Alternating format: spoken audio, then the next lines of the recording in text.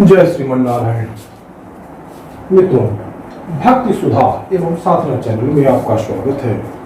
आज हम आपको बताते हैं कि नक्षत्रों एवं उनके चरण तथा स्वामी की आवश्यकता कैसे पड़ती है, इनकी क्या आवश्यकता है, नक्षत्र क्या है और नक्षत्रों में पड़ने वाली राशियां कौन कौन सी हैं। तो मित्रों, सबसे पहले तो हमें यह जानकारी होना बहुत जरूरी है कि यह जो लग्न कुंडली, जो जन्म कुंडली हमारी बनती है, इस जन्म कुंडली में जो पहली राशि काल पुरुष की है वो कौन सी है? मेष राशि। इस कुंडली को हम इसलिए इस तरह बनाते हैं कि समझ में आ जाए, और यह हमारा पूरा ब्रह्मांड है। इस ब्रह्मांड में जो पहली राशि है वो है मेष। प्रथम बिंदु जो है वो मेष का है, फिर दूसरा वृष का है, तीसरा मिथुन का है। आप इसमें देख सकते हैं कि पहला जो है वो मेष राशि है, प्रारंभ होता है, और दूसरा वृष राशि है। जहां मेष का अंत होता है वहीं वृष का प्रारंभ होता है, फिर जहां वृष का अंत होता है वहीं मिथुन का प्रारंभ होता है, और मिथुन जहां अंत होता है कर्क वहां से प्रारंभ होता है।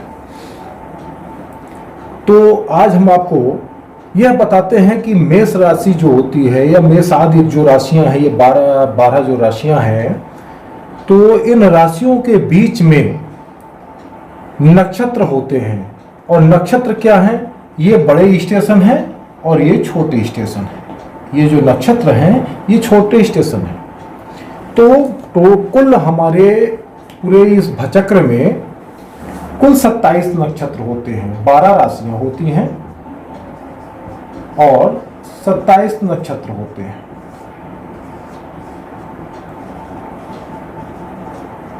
अब ये जो 12 राशियां हैं, तो एक राशि वो होती है, एक राशि 30 डिग्री की, 30 डिग्री की एक राशि होती है। और नक्षत्र जो होते हैं वह 13 डिग्री और 20 कला का एक नक्षत्र होता है। अर्थात यहां मेष से अश्विनी नक्षत्र प्रारंभ होता है और यहीं से मेष राशि का प्रारंभ होता है। तो मेष राशि से लेकर के, अर्थात अश्विनी नक्षत्र यहां से यहां तक पहला जो नक्षत्र है वो मेष राशि के प्रथम बिंदु से यानी 0 डिग्री से प्रारंभ होकर के और 13 डिग्री 20 कला तक रहेगा, अर्थात इस स्थान तक। और यहां से भरणी नक्षत्र प्रारंभ होगा और यहां तक रहेगा 13 डिग्री 20 कला, अर्थात भचक्र की 26 डिग्री 40 कला तक, 26 डिग्री 40 कला। और इसके पश्चात 3 डिग्री 20 कला जो बचा, अर्थात 30 डिग्री का हमारी एक राशि का मान होता है, तो जो 3 डिग्री 20 कला बचा वो मेष राशि में रहेगा, और शेष 10 डिग्री 3 डिग्री 20 कला तो मेष राशि में हो गया। और इसके बाद में जो 10 डिग्री होगा वो 10 डिग्री आ जाएगा किसमें? वृष राशि में। अब वृष राशि में आने के पश्चात कृत्तिका रहेगा, वह कृत्तिका नक्षत्र तो 10 डिग्री वृष में और 3 डिग्री कहां है? मेष में। तो ये हो गए कुल मिलाकर के 13 डिग्री 20 कला। तो हम अब देखते हैं कि 10 डिग्री तो हमको वृष राशि में किसका मिला है? कृत्तिका नक्षत्र का। कृत्तिका नक्षत्र का हमको 10 डिग्री मिला, तो ये हो गया 3 और 10 13 20। तो हम इस 13 20 को नहीं लेते हैं, यह हमारे लिए नगण्य है। तो 10 डिग्री वृष राशि में किसका मिला? कृत्तिका नक्षत्र का मिला। 13 डिग्री 20 कला रोहिणी का मिला। और पांचवा जो नक्षत्र है वह है मृगशिरा नक्षत्र। तो मृगशिरा नक्षत्र का हमको मिलता है वृष राशि में 6 डिग्री 40 कला। अब 6 डिग्री 40 कला को हम जोड़ देंगे तो ये 40 और 20 60 कला हो गया। 60 कला को हम 0 0 कर देंगे क्योंकि 1 डिग्री हमारा बढ़ गया। तो 6 1 7 3 10 और 0 मिला करके कितने हो गए? 0 और 1 2 और जो इससे 1 बचा था ये हो गए 30, अर्थात ये 30 डिग्री और 0 0 कला हो गया। अर्थात ये वृष राशि की स्थिति है। फिर मृगशिरा नक्षत्र का जो शेष 23 डिग्री 20 कला, 23 डिग्री 20 कला जो शेष बचा है वो किस राशि में चली जाएगी? वो चली जाएगी मिथुन राशि में। तो मृगशिरा नक्षत्र का 6 डिग्री 40 कला शेष बचा, अर्थात 2 चरण। एक चरण कितने का होता है? एक चरण होता है 3 डिग्री 20 कला। अब ये 3 डिग्री 20 कला तो एक चरण हो गया, इसलिए हम क्या करते हैं, 6 डिग्री 40 कला जो शेष बचा मृगशिरा का, तो वो चला जाएगा मिथुन राशि में, मिथुन राशि में चला गया। अब यही बढ़ता जाएगा। तो इस तरह से प्रत्येक राशियों के मध्य में 9 चरण होते हैं, और ये 9 चरण जो होते हैं वो नक्षत्रों के हैं, क्योंकि एक नक्षत्र में जो 13 डिग्री 20 कला का होता है, और ये 13 डिग्री 20 कला में 4 चरण होते हैं। 4 चरण हो गए, तो 13 डिग्री 20 कला में यदि हम 4 का भाग देंगे तो हमें प्राप्त हो जाएगा 3 डिग्री और 20 कला, 20 कला। ये हमारे एक चरण का मान हो गया, ये एक चरण का मान हो गया। और यही एक चरण प्रत्येक हमारे इस नक्षत्र से इस नक्षत्र के बीच में कितने चरण होंगे? 4 चरण होंगे। इस नक्षत्र के और इस नक्षत्र के बीच में 4 चरण होंगे, इसके और इसके बीच में 4 चरण होंगे, इसके और इसके बीच में 4 चरण होंगे, अर्थात एक नक्षत्र में 4 चरण, 4 भाग किए गए, इसलिए उसको 4 चरण कहा जाता है। और कुल 108 चरण होते हैं, कुल 108, क्योंकि 27 नक्षत्र में 4 चरण हो गए तो 27 चौको 108 होता है, इसलिए 108 चरण होते हैं कुल। तो हम इसको इस तरह से लेते हैं कि जहां से मेष राशि प्रारंभ होता है वहीं से पहला नक्षत्र चालू होता है। अब हम आपको इनके और विवरण बताते हैं कि कुल 9 ग्रह हैं, और ये 9 ग्रह जो हैं ये इस पूरे भचक्र में घूमते रहते हैं। तो हम कैसे इसको जानें कि किस नक्षत्र में कौन सा नक्षत्र का स्वामी कौन है, कौन सा ग्रह किस नक्षत्र का स्वामी है? तो हम आपको बताते हैं। हमने पहला ग्रह लिखा है केतु, जबकि कुंडलियों में या कहीं भी अगर आप लिखा हुआ देखेंगे तो सब जगह आपको सबसे पहला ग्रह जो है सूर्य लिखा हुआ मिलेगा। लेकिन नक्षत्रों के संबंध में हम आपको बताना चाहेंगे कि नक्षत्र जो पहला नक्षत्र होता है, अर्थात पहला नक्षत्र है अश्विनी। तो मेष राशि के से जहां प्रारंभ होता है यहीं से अश्विनी प्रारंभ होता है, और पहला नक्षत्र अश्विनी है, और अश्विनी का स्वामी जो है केतु है, इसलिए मैंने आपको लिख दिया। और टोटल 27 नक्षत्रों में अगर हमने भाग दे दिया 9 का, तो कितने बचेंगे? 9 त्रिक 27, अर्थात 3 नक्षत्र का स्वामी एक ग्रह है। अब 3 नक्षत्र कैसे? तो सबसे पहले हम इसी 9 का ही इस्तेमाल करेंगे हर जगह। हमने 9 का, क्योंकि हमने अपने पिछली वीडियो में जो नवमांश के संबंध में जानकारी दिया है, तो नवमांश में भी हमने 9 का ही गुणा किया है। इसी तरह से हम ये 9 का ही गुणा करके लेके चल रहे हैं। 9 और 12, क्योंकि 9 ग्रह होते हैं और 12 भाव होते हैं, तो इन्हीं का गुणा भाग लगभग चलता रहता है। अब हम क्या करेंगे कि जैसे हमने ये 9 ग्रह हैं, इसलिए हमने 9 का भाग दे दिया, और 27 नक्षत्र हैं, तो कुल हमें 3 नक्षत्र मिला। किसके लिए? मतलब एक ग्रह जो है 3 नक्षत्रों का स्वामी है।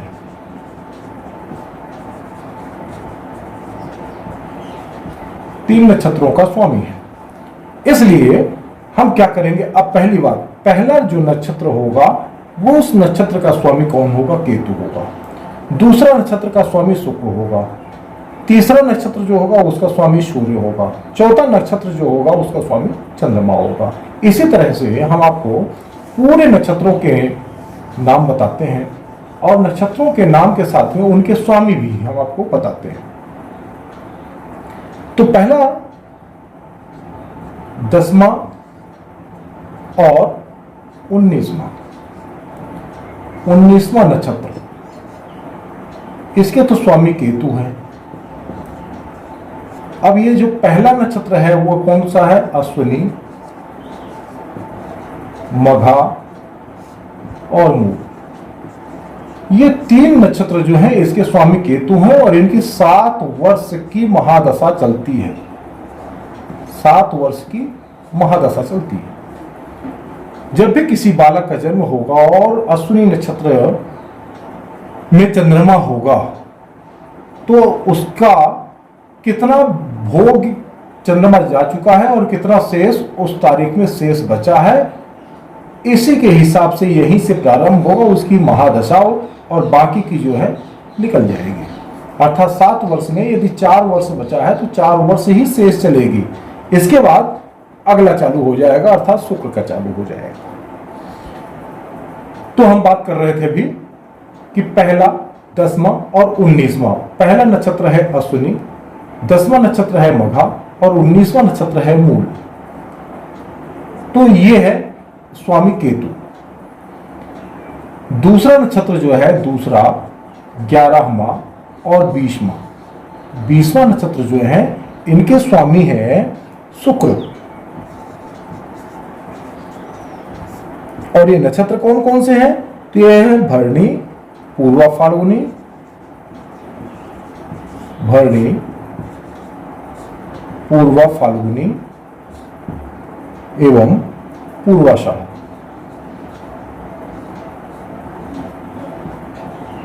पूर्वाषाढ़। यह 3 नक्षत्र जो हैं, यह 3 नक्षत्र कौन कौन से? दूसरा, 11वां और 20वां नक्षत्र जो होता है, अर्थात दूसरा है भरणी, 11वां है पूर्वा फाल्गुनी और 20वां नक्षत्र है पूर्वाषाढ़।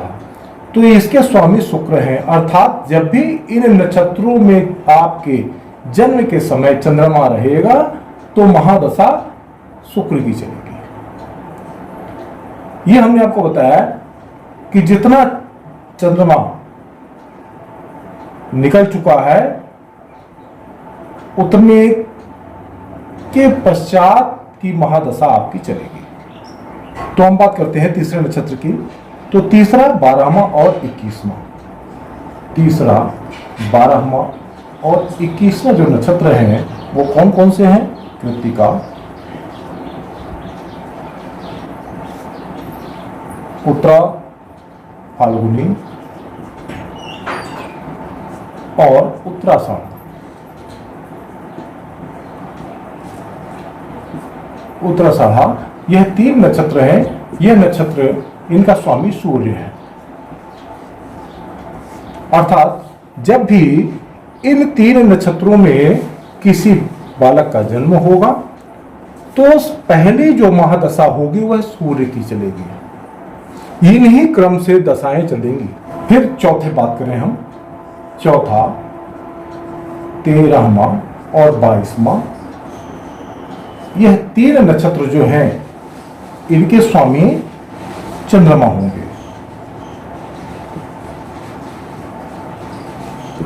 और ये 3 नक्षत्र कौन कौन से हैं?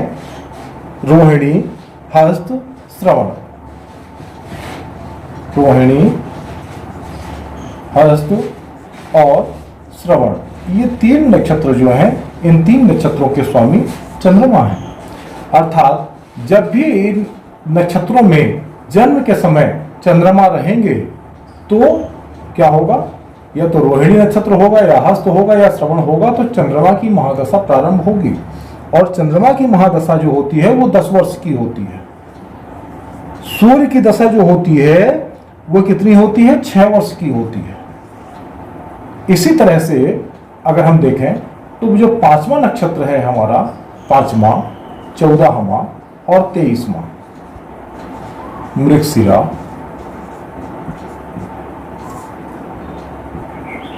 चित्रा और धनिष्ठा, यह 3 नक्षत्र जो हैं इन 3 नक्षत्रों के स्वामी कौन है? मंगल है। इन 3 नक्षत्रों के स्वामी मंगल है। अर्थात और मंगल जो है उनकी दशा है 7 वर्ष की। इनकी दशाएं चलती हैं, महादशा इनकी 7 वर्ष की चलेगी, अर्थात 5वां, 14वां और 23वां। 5वां हो गया मृगशिरा, 14वां हो गया चित्रा और 23वां नक्षत्र हो गया धनिष्ठा। इनके स्वामी मंगल हैं। इसके बाद हम अगले नक्षत्र की बात करते हैं, 6वां नक्षत्र, 15वां नक्षत्र और 24वां नक्षत्र। ये 3 नक्षत्र जो है इनके स्वामी राहु हैं।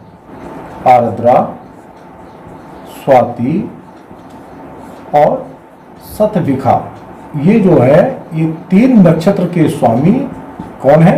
राहु है। और राहु की जो दशा होती है वो होती है 16 वर्ष की। यदि जन्म के समय चंद्रमा आर्द्रा नक्षत्र में हो या स्वाति नक्षत्र में हो या शतभिखा नक्षत्र में हो तो महादशा चलेगी राहु की। पहली जो महादशा होगी वो राहु की चलेगी। अब हम बात करते हैं 7वें नक्षत्र की। तो 7, 16 और 25, यह जो 3 नक्षत्र हैं यह है पुनर्वसु, विशाखा और पूर्वाषाढ़ा। पुनर्वसु, विशाखा और पूर्वा भाद्रपद, यह 3 नक्षत्र हैं। इन तीनों नक्षत्रों के स्वामी बृहस्पति देव हैं।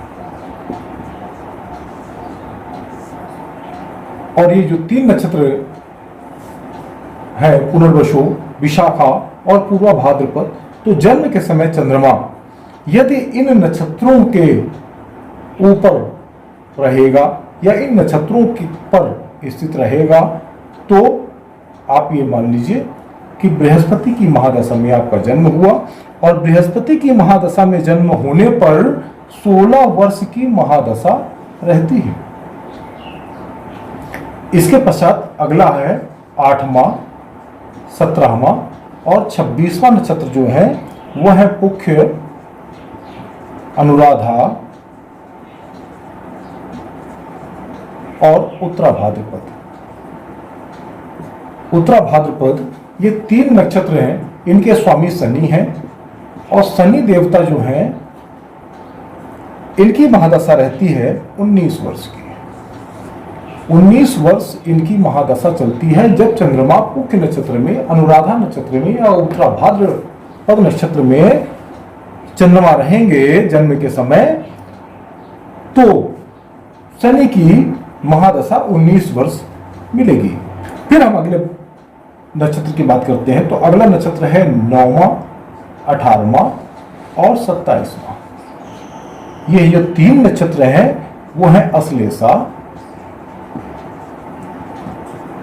ज्येष्ठा और रेवती।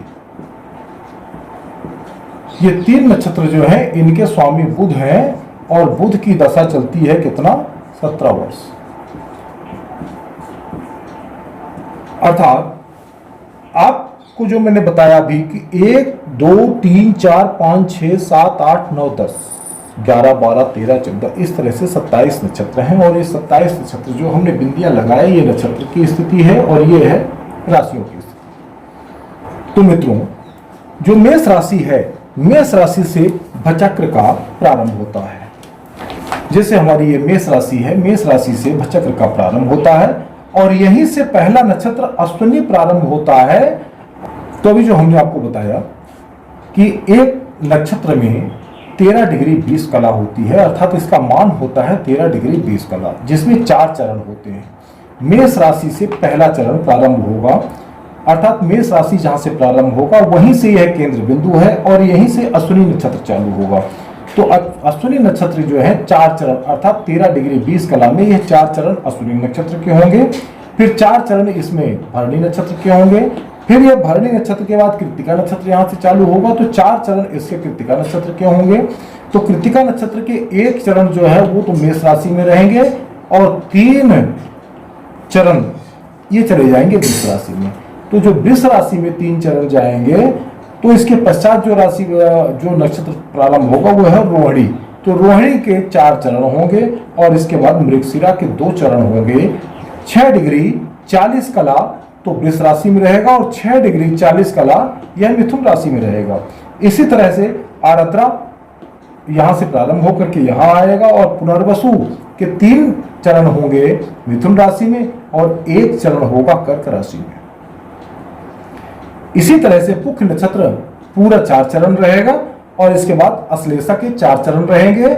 और अब आप देखिए यहां पर अश्लेषा के 4 चरण हो गए, अर्थात 13 डिग्री 20 कला में यहां अश्लेषा खत्म हो गया। अश्लेषा जैसे ही यहां पर खत्म होगा वैसे ही सिंह राशि प्रारंभ होगी और सिंह राशि प्रारंभ होगी वहीं से मघा नक्षत्र प्रारंभ हो जाएगा। अब इनमें खास बात क्या है कि यहां सिंह राशि प्रारंभ होती है और यहां से मघा नक्षत्र प्रारंभ होता है। यहां पर मेष राशि प्रारंभ होती है, यहीं से अश्विनी नक्षत्र प्रारंभ होता है। तो जो मेष राशि का प्रारंभ है और मेष राशि पर जो नक्षत्र अंत हो रहा है, अर्थात रेवती नक्षत्र यहां पर अंत होता, रेवती नक्षत्र यहां से यहां तक होता है। 360 डिग्री का पूरा एक भचक्र होता है, 360 डिग्री पर पूरा भचक्र घूमता है। ये यहां से घूम करके यहां तक वापस आने में 360 डिग्री होता है। तो इस भचक्र में जो यह नक्षत्र है, अर्थात जहां से राशि प्रारंभ हो और वहीं से नक्षत्र प्रारंभ हो, तो उन दोनों नक्षत्रों को गणांक मूल नक्षत्र कहा जाता है। तो हम बात करते हैं कि यहां से अश्विनी नक्षत्र प्रारंभ हुआ था, इसके बाद यहां से मघा नक्षत्र प्रारंभ होता है। तो यह दोनों नक्षत्र कौन से हो गए? मूल हो गए। और इनके पहले जो 2 नक्षत्र थे वो भी मूल कहे जाएंगे। तो मूल में पहला कौन सा हो गया? अश्विनी नक्षत्र हो गया और दूसरा हो गया अश्लेषा नक्षत्र, तीसरा हो गया मघा नक्षत्र, ज्येष्ठा नक्षत्र और फिर है मूल नक्षत्र और 6वां नक्षत्र है रेवती नक्षत्र। यह कहां से प्रारंभ होगा, कहां पर अंत होगा, हम इन सब चीजों को आपको भी बता रहे हैं। तो अभी हम बात कर रहे हैं अश्लेषा और मघा की। तो जहां से अश्लेषा समाप्त होगा वहां मघा चालू होगा, वहीं से राशि, अर्थात जब भी चंद्रमा इन राशियों और इन नक्षत्रों को छोड़ता है तो उस समय यह न राशि नई राशि होती है और नया नक्षत्र होता है। उस समय एक नाव जो होती है उस नाव में डगमगाहट टाइप की होती है। जब आप उतरने लगते हैं तो आपके पास में, आपके बीच और पृथ्वी के बीच क्या होती है? नाव होती है। तो उस नाव में जब भी आप नीचे उतरने का प्रयास करेंगे उस समय नाव डगमगाती है और जब नाव डगमगाती है तो ऐसा लगता है जैसे गिर जाएंगे। यही हाल चंद्रमा का होता है।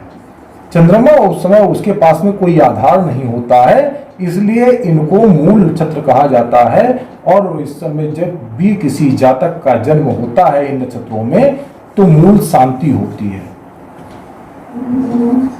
तब मूल शांति होती है।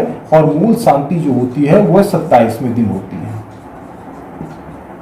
27वें दिन इसीलिए मूल शांति होती है कि जिस नक्षत्र से चंद्रमा चला है वापस जब उसी नक्षत्र में पहुंचेगा तब उसी दिन यह मूल शांति होती है।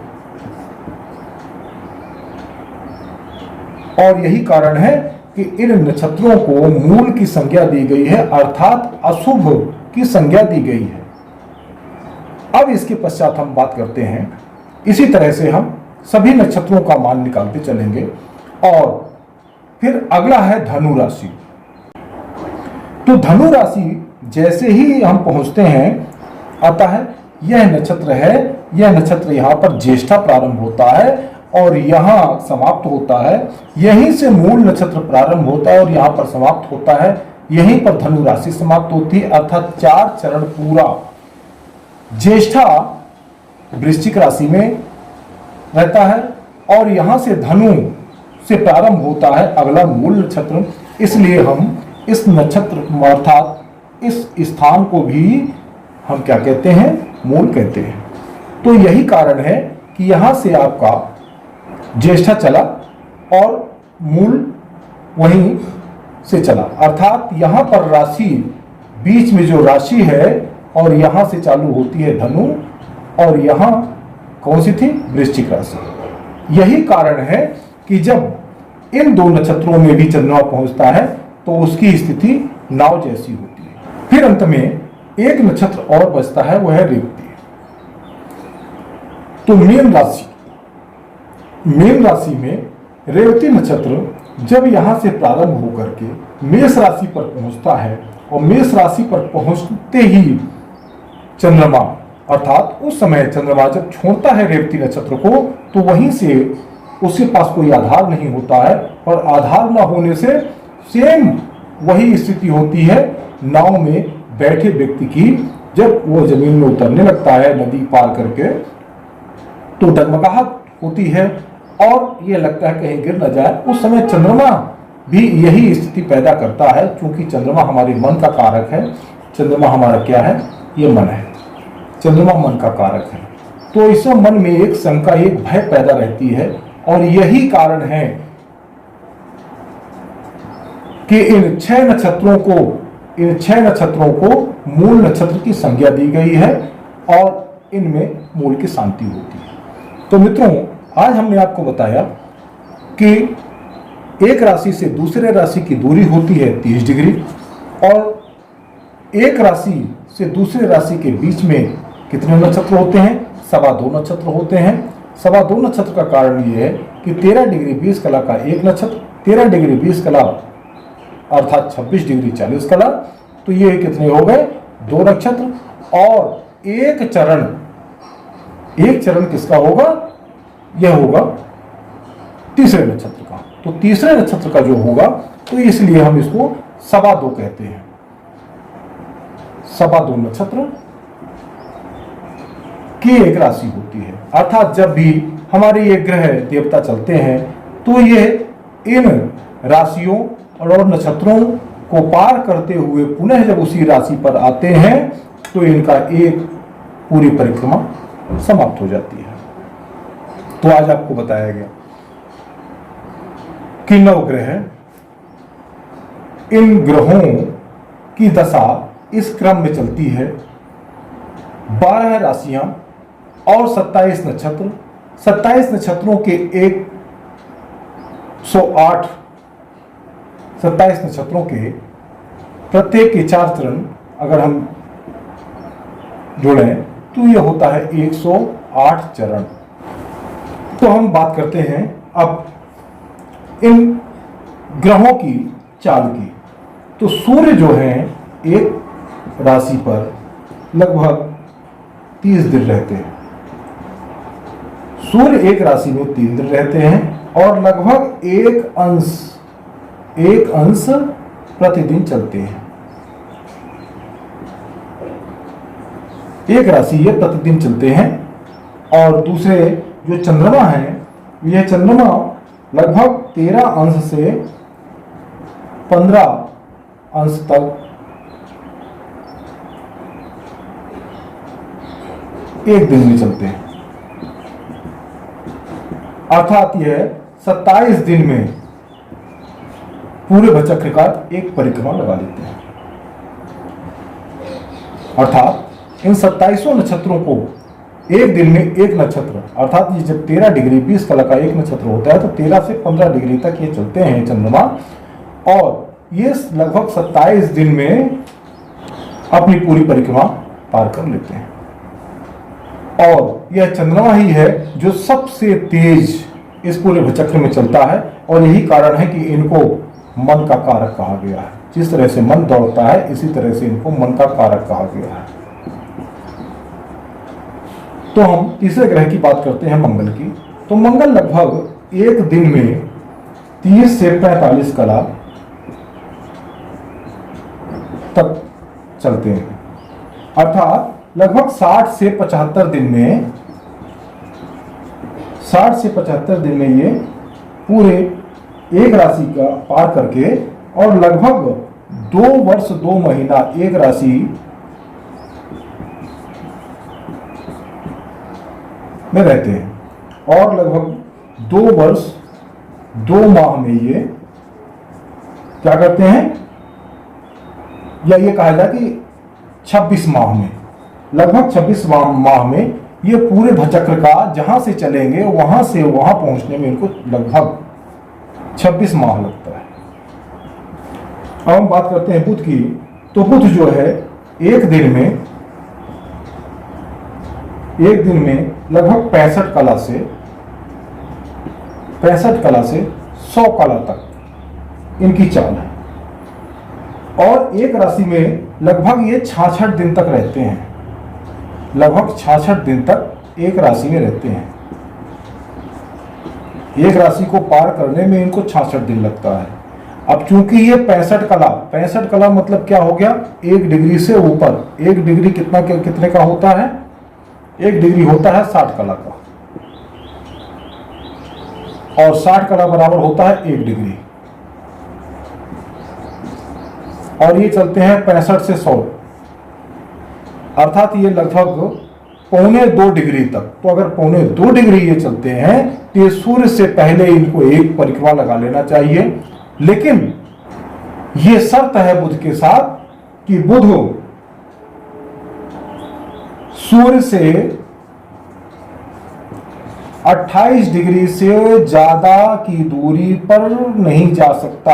अगर सूर्य यहां पर है तो यह 28 डिग्री यहां और 28 डिग्री यहां, इससे ज्यादा ये नहीं जा सकते बुध।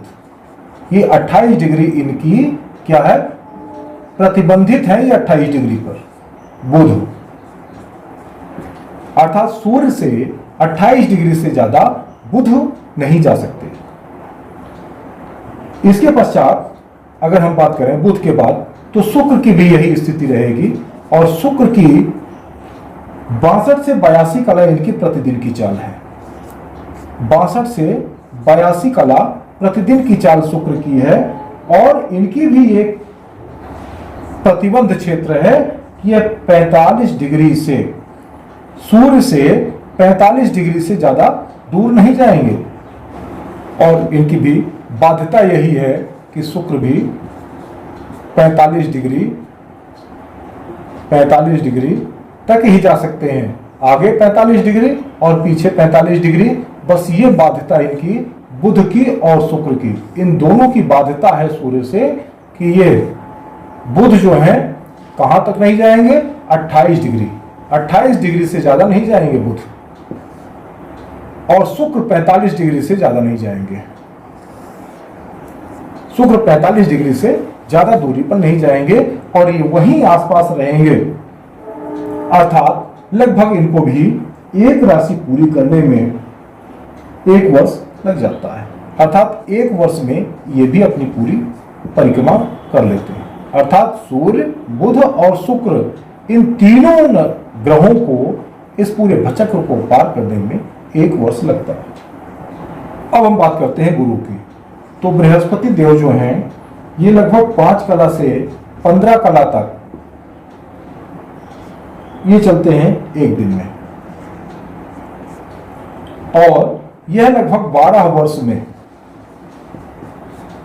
पूरे भचक्र की परिक्रमा कर लेते हैं। इनको 12 वर्ष लगते हैं, अर्थात 1 वर्ष ये एक राशि में रहते हैं। कारण यह है कि चंद्रमा और सूर्य ये कभी वक्री नहीं होते, और शेष ग्रह अर्थात मंगल, गुरु, शुक्र, बुध, शनि, ये हम वक्री भी होते रहते हैं, सीधे भी चलते हैं और वक्री भी होते हैं, अर्थात वापस उल्टा लौटते हैं, और यही कारण है इनको वक्री कहा जाता है। और राहु केतु हमेशा ही उल्टा चलते हैं। इनकी वो है कि हमेशा ये उल्टी चाल चलते हैं, अर्थात सारे ग्रह इस तरह से चलेंगे लेकिन ये इस तरह से चलेंगे। तो इनकी रीति ही बड़ी उल्टी है। अब हम अगले ग्रह की बात करते हैं, शनि देवता। तो शनि देवता जो हैं लगभग 2 कला एक दिन में चलते हैं। 2 कला बराबर एक दिन ये 2 कला लगभग चलते हैं, और एक राशि में लगभग 2.5 वर्ष रहते हैं। और इसलिए यह जब कहता है इंसान कि 7.5 चल रही है, तो 7.5 का मतलब ये है कि अगर शनिदेव कन्या राशि में रहेंगे तो सिंह राशि के 2.5 वर्ष, कन्या के 2.5 वर्ष और तुला के 2.5 वर्ष। इस तरह से ये 7.5 कहते हैं कि 7.5 चल रही है, अर्थात 7.5 का मतलब होता है 7.5 वर्ष तक। इसलिए शनिदेव जो है, और सबसे धीमे ग्रह शनिदेव हैं, इसलिए इनको शनैश्चर भी कहा जाता है, अर्थात शनैः शनैः चलने वाला, अर्थात धीरे धीरे चलने वाला, यही नाम है शनैश्चर का। शनैश्चर इसलिए कहा जाता है इनको। और फिर अंत में है राहु और केतु।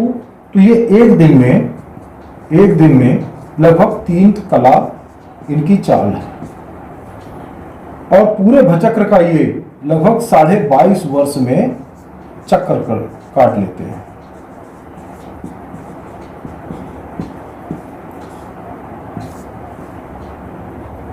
क्योंकि ये छाया ग्रह है राहु केतु, तो राहु केतु ये छाया ग्रह हैं और एक दूसरे से 7वीं राशि में हमेशा रहते हैं।